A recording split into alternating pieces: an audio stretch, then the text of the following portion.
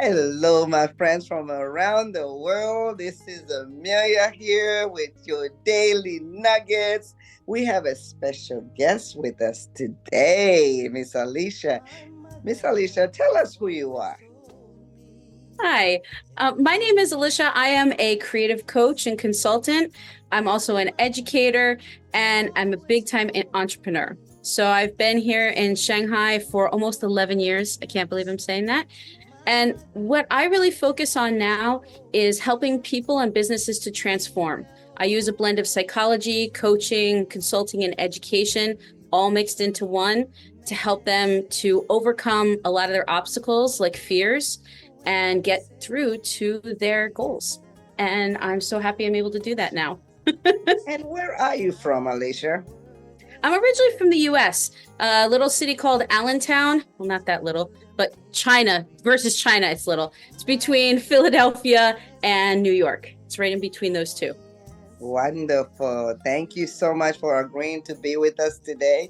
Alicia, can you tell us a little nugget? Tell our viewers, how do they bounce back from setbacks? All of us encounter setbacks in our life, and then we're ready to give up. But how can you get the courage to bounce back? That's a great question. I think this is really important right now because most of us were raised to basically take a job and be in it for 30 years and just stay there and fit in. And that's not how the economy or the world's working anymore. So one of the first things that helps me, because I've had to bounce back from a lot, and I know you know that, the first thing is to know that statistically, most people bounce back better than where they came from, right?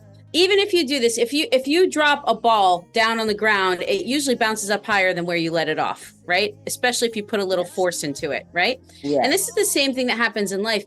I was just reading a statistic that when people lose their job and they go to another job, statistically, they do at least 0.05% higher. So every time they lose a job and get a new job, the statistic is that most people get more money. And I think having the mindset of knowing that every time you fall down, you're learning lessons and you're going to bounce back higher.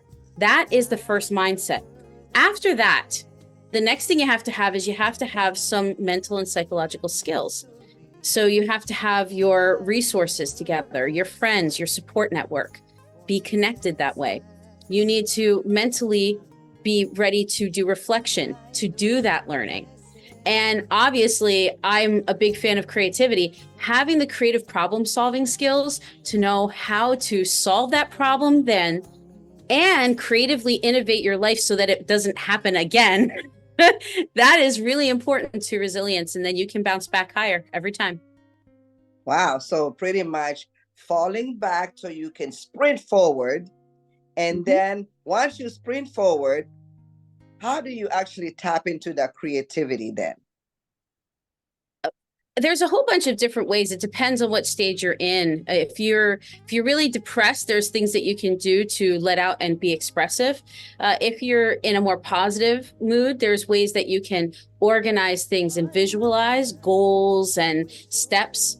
So depending on where you are in your journey, there's a ton of different strategies that you can use. I think for most people, go ahead. No, it's okay. Go ahead. For most people, I think the most beneficial creative thing that they need to know is that there's a whole design cycle that happens. We talk about it in business. We talk about it in science. We talk about it even in education now, lately. And it's this whole idea that you find a problem, you find ways to possibly research, you find ways to possibly fix it, you prototype, you try it, you get feedback, then you tweak it, then you try again. And then if it works, you go to a new problem. If it kind of works, you go back. And most people don't realize that that's what we're doing in our life. The biggest creativity we have is creating our lives.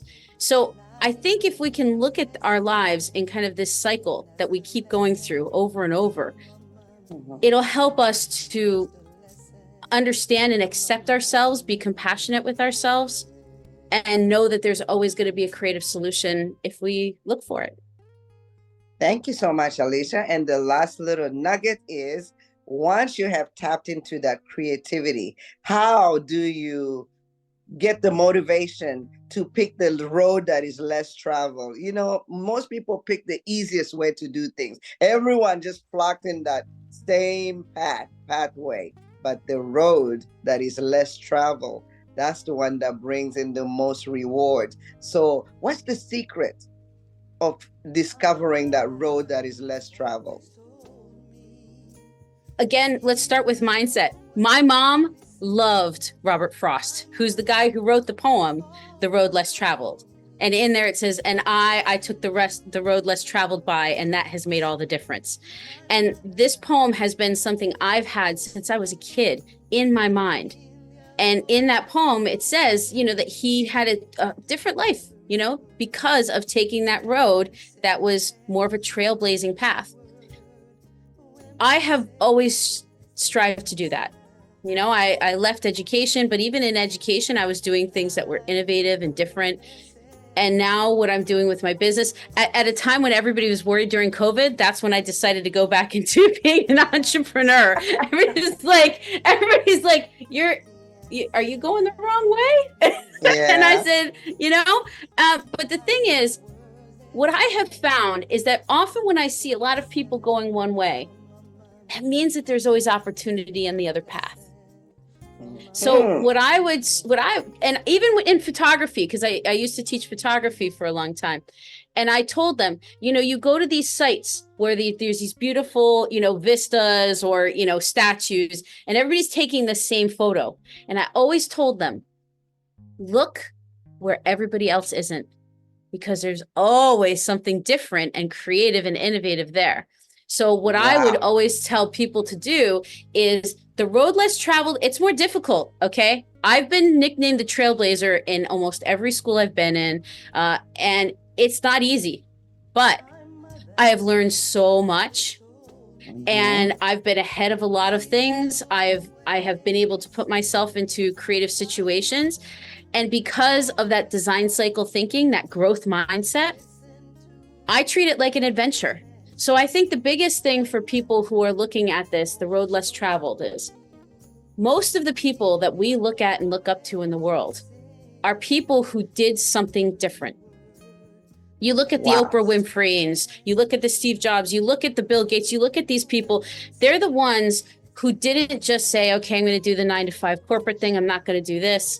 Not that there's anything wrong with that, but the road less traveled is usually the road more creative, because there aren't as many solutions there and you have to do it for yourself.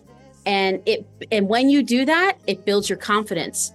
And when you are confident and creative and doing something new, that's what inspires people. So I think really the key to the road less traveled is, if you really want to stay motivated, back to your original question, the way I stay motivated is I am very clear on my why and my purpose, that I'm here to help as many people as I can in the best way that I can.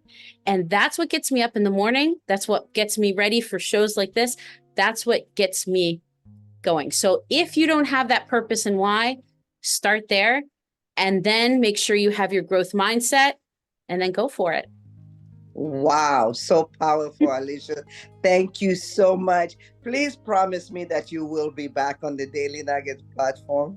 Promise? I promise. In front of all these witnesses. Thank you so much, and we will see you again. Remember, pick the road that is less traveled. That's where the creativity, that's where productivity will display itself at its best. Thank you. Thank you for having me. Love you. Bye-bye. Bye.